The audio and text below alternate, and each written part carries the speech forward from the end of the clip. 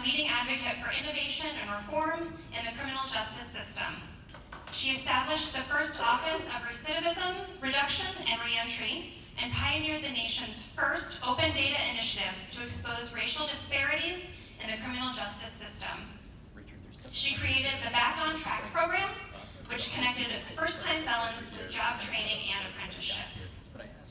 Senator Harris is also known as a champion for women, children, and families, and that's something that's particularly important to me.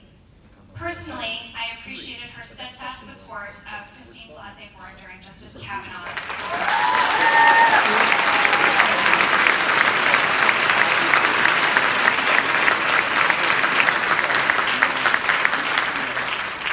I had the honor of meeting Senator Harris last fall when she was actually here on the DMAC campus during an early vote rally for some of us.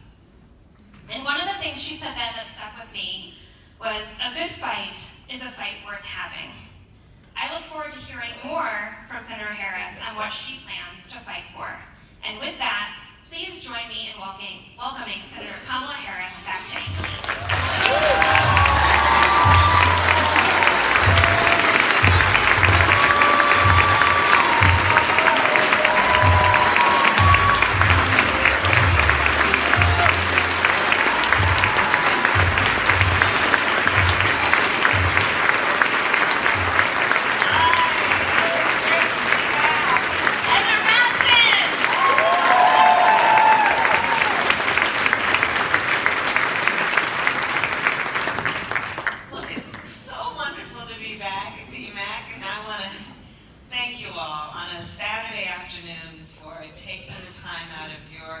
Busy lives. There's so many other things you could be doing with your time, of course. But you're here, and when I look at a room like this, I know our future is bright because there are so many, and the majority of us in our country who love our country and are prepared to invest our time and all that we have into fighting for the best of who we are. And so I want to thank you. This is a room full of leaders. I want to thank you for taking this time and being here. I intend on spending a lot of time in Iowa, so you will see a lot of me. But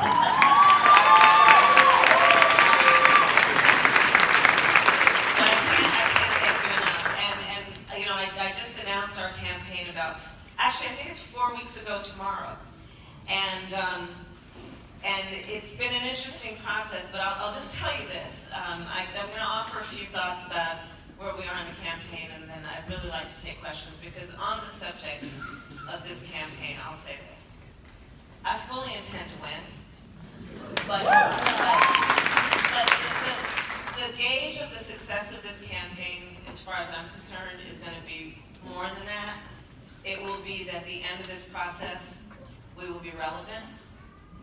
And the only way to ensure that we are going to be relevant is to make sure that this is a process that is about listening as much as it is, if not more, than it is about talking. And so that's part of why I'm here today, to have this town hall, and I plan on having many of them so that I can spend time with you and listen as much, if not more, than I talk. So again, I thank you all for the time. I'll say a few words and then we're going to open it up for questions. So having started this campaign about 4 weeks ago, a lot of the press will ask me, well, why are you running? So there are a number of reasons. Part of it is that I believe that we're at a point in time, and this is certainly an inflection moment in the history of our country. I think this is a moment in time where we really need leadership that is about restoring the opportunity of America. So that's part of it. Part of it is that I believe that this is also a moment in time that we've got to restore the importance of truth and justice in our country, especially when both have been under attack, and we have seen American values and, frankly, the American dream under attack. I think about this as an inflection moment in the history of our country, where we are each individually and collectively being asked this question, who are we? And I think part of the answer, we all know, is we are better than this. Yeah.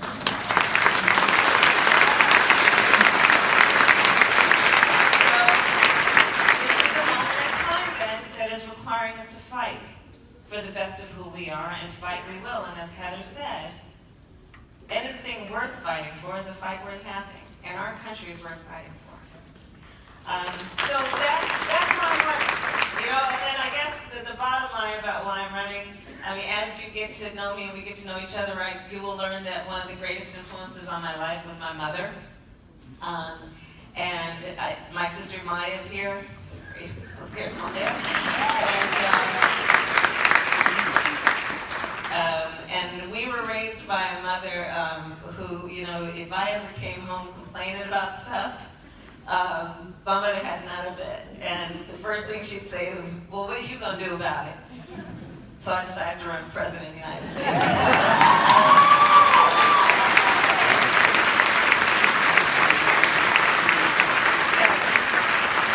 With that being said, so truth and justice. We need to restore truth and justice. So let's think about this concept of justice. Now, my background, my professional background is I was a career prosecutor. I went to law school in large part because the heroes of the civil rights movement, which is where my parents met and how they met. My sister and I joked we grew up surrounded by a bunch of adults who spent full-time marching and shouting about this thing called justice, right? And the heroes, among the heroes were the lawyers who understood the meaning behind and the purpose behind the words in the Constitution of the United States and its amendments. The words and the concepts and the ideals behind the Declaration of Independence and the Bill of Rights and those words we spoke in 1776, that we are all equal and should be treated that way. That's what motivated me to want to be a lawyer and to go on and do the work that I did. And right now I do believe this is a moment in time that we need leaders who are going to fight to restore the concept of truth and justice in our country. So on the subject of justice, let's look at what's been happening. Let's look at a situation where we have got an administration that has not appreciated the fact that America has to work for working people, and then instead passes a tax bill that is about supporting and uplifting the top 1% and big corporations of the United States. That's not reflective of justice. That's not reflective of justice in an America where today almost half of American families are a $400 unexpected expense away from complete upheaval. That does not represent justice in America.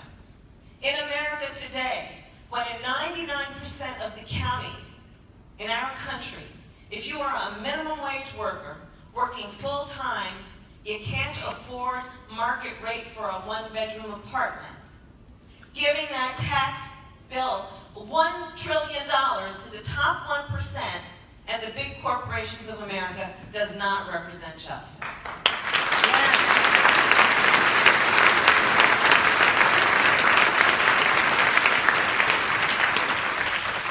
And we have so many other examples in America today when we have a policy that is about taking babies from their mothers and fathers at the border and calling it border security when in fact it is a human rights violation. That does not represent justice.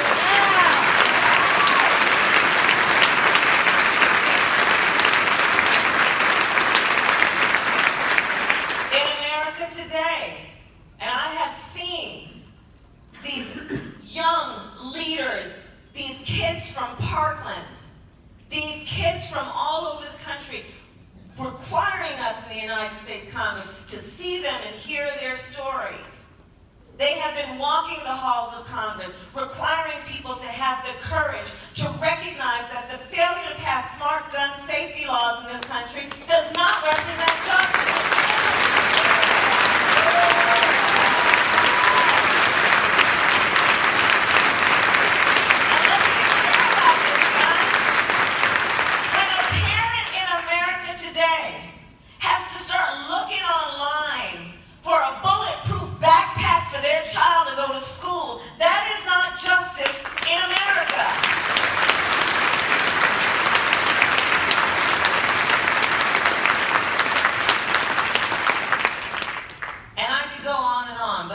Talk about also the need to restore truth Truth. And there are a variety of truths that must be spoken. Shall we start with the fact that Russia interfered in the election of the president? That shouldn't be debatable. That's the truth. Let's speak truth. Climate change is real and it presents a to us as human beings. But instead we have an administration that is throwing around science fiction when we should be focused on science fact. When we should be focused on the existential threat to us and our children and our grandchildren. Let's speak truth. Let's speak truth in America today. If Charlottesville didn't make it real, if the Tree of Life Synagogue did not make it real, let's be clear. Racism, sexism, anti-Semitism, homophobia, transphobia are real in this country. Let's speak those truths so we can deal with them.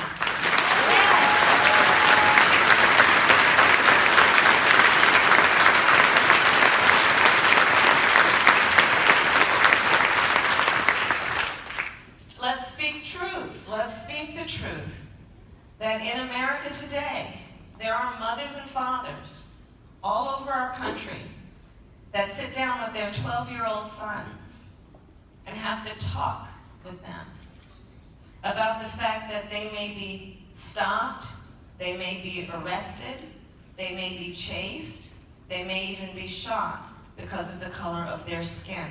Let's speak that truth so we can deal with it.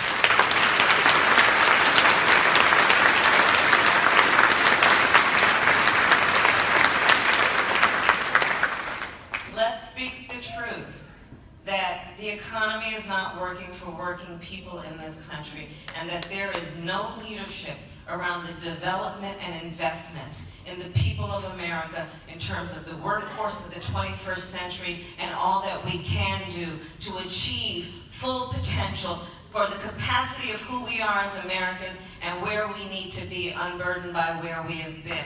Let's speak all of these truths. Let's speak the truth about health care. That it should be a right, not a privilege only afforded by those who have enough money to pay a hospital bill. That's why I support Medicare for all. Let's speak a truth about education.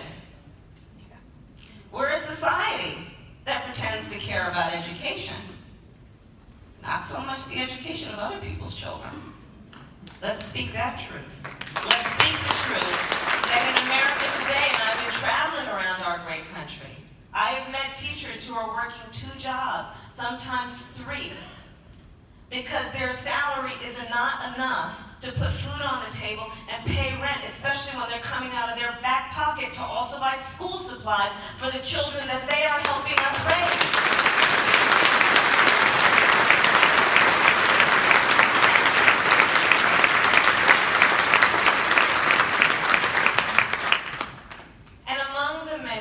We must speak. Some that make us feel quite uncomfortable but must be spoken. Let's speak one very, very important truth that must always be spoken and known and felt and fought for in terms of who we are as a country, and in particular at this moment where there are such powerful voices that are trying to sow hate and division among us. And that truth is this. The vast majority of us have so much more in common than what separates us. Let's speak that. And I'm going to tell you why I say that. Because we know that there are folks who are trying to tell us it's us versus them, but that is not reflective of our America. Our America understands that in the beauty of the diversity of who we are, and it's not just about race, it's not just about gender, it's not just about socioeconomic condition. Listen, there is so much going on in our country that is about the beauty of the diversity of who we are. If you talk about the fact that we have